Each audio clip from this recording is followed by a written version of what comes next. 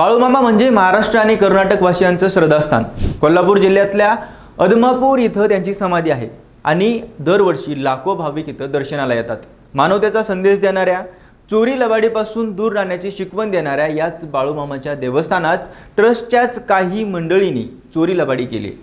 तेही 1-2 कोटीची नाही तर तब्बल 60 कोटी रुपयांची।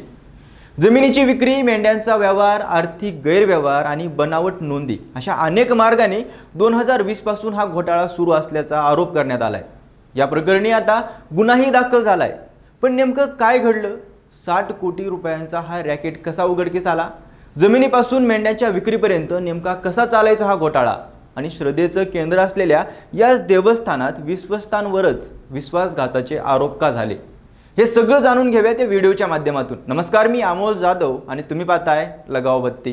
काही महिन्यांपूर्वी महाराष्ट्रात त्र्यंबकेश्वरला दर्शन पासच्या माध्यमातून होत असलेला घोटाळा समोर आला।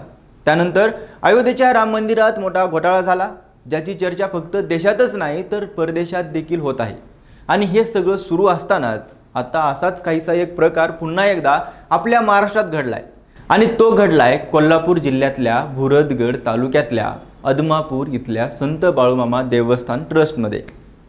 खरं तर संत बाळूमामा हे मराठी लोकांचं आराध्य दैवत। अलीकडेच बाळूमामाच्या नावानं चांगभलं या टीव्ही सिरियलमुळे तर बाळूमामाच्या कार्यकर्तृत्वाचा जास्तच प्रचार आणि प्रसार झाला आणि त्यांच्या समाधीच्या गावी म्हणजेच कोल्हापूर जिल्ह्यातल्या अदमापूर इथं येणाऱ्या भाविकांची संख्या मोठ्या प्रमाणावर वाढली आणि आता याच ठिकाणच्या देवस्थान ट्रस्टनं देवाच्या नावाखाली जमा झालेल्या पैशात घोटाळा करून तब्बल 60 कोटी रुपये कमावलेत। मागच्या काही दिवसांपासून दबक्या आवाजात याची चर्चा व्हायला सुरुवात झाली होती आणि देवस्थानाच्या धर्मदाय अधिकारी असणाऱ्या रागिनी खडके यांच्यावर ताशेरे ओढले जात होते। एका चेकच्या प्रकरणामुळे त्यांना निलंबित करण्यात आलं होतं, मात्र नंतर हे प्रकरण काही साधंसुधं नसून बरंच मोठं असल्याचं समोर आलं आणि नुकतंच भुरदगड पोलीस ठाण्यात तक्रार दाखल झाली। आता गुन्हे अन्वेषण विभाग त्याची सखोल चौकशी करणार आहे। दरम्यान हा घोटाळा नेमका कसा चालायचा ते समजून घेणे महत्त्वाचं आहे। इथे झालेला घोटाळा प्रामुख्याने 2 प्रकारे चालायचा। पहिलं म्हणजे जमीन खरेदी विक्री गैरव्यवहार आणि दुसरं म्हणजे मेंढ्यांची अवैध विक्री। देवस्थानाच्या आसपास अनेक जमिनी या देवस्थानाने अन्नछत्र धर्मशाळा उभारण्यासाठी किरकोळ दरात कागदावर खरेदी केली, मात्र वास्तविक पाहता जमीन विकणाऱ्याकडून कितीतरी पटीने जास्त रक्कम घेऊन या जमिनी खरेदी केल्या जात होत्या। तसंच जमिनी काही काळानं विकून तिसऱ्या कंपनीच्या माध्यमातून बरेच पैसे कमावले जात होते। देवस्थानाच्या मालकीच्या 10 ते 12 जमिनीच्या खरेदी विक्री व्यवहारांमध्ये सुमारे 30 कोटींचा गैरव्यवहार झाल्याचं समोर आले। आता हे झालं जमीन व्यवहारातलं 30 कोटीचं प्रकरण। मग राहिलेल्या 30 कोटीचं काय? तर त्याचा गैरव्यवहार झालाय मेंढ्यांमध्ये। होय, आपल्याला माहीत असेल की बाळूमामा हे मेंढपाळ कुटुंबातले होते आणि शेवटपर्यंत त्यांनी त्यांच्या मेंढ्यांचा कळप जीवापाड जपला होता। त्यांना जाऊन आता कित्येक वर्ष झाली, पण त्याच मेंढ्या म्हणजे त्यांच्या पुढच्या अस्सल पिढ्यांचा कळप देवस्थानांकडे आहे। या देवस्थानानं उभारलेल्या मेंढ्यांच्या संगोपनाच्या प्रकल्पात सुमारे 40,000 मेंढ्या होत्या।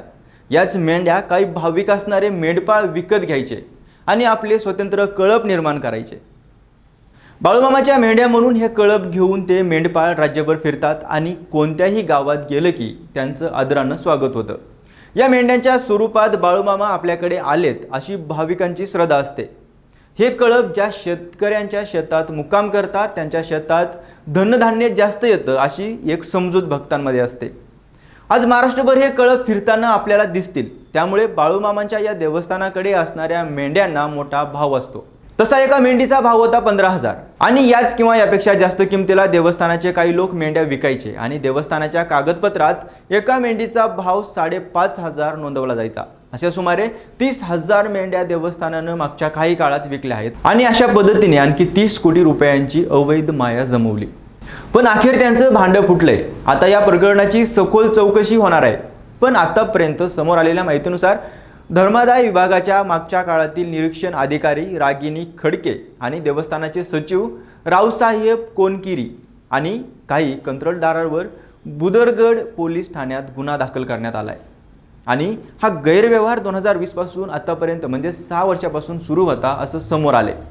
तसंच आता दानपेटी, धनादेश, इतर आर्थिक खरेदी विक्री व्यवहार यांच्यामध्ये मोठा घोटाळा होत असल्याचा शंका व्यक्त केल्या जात आहेत.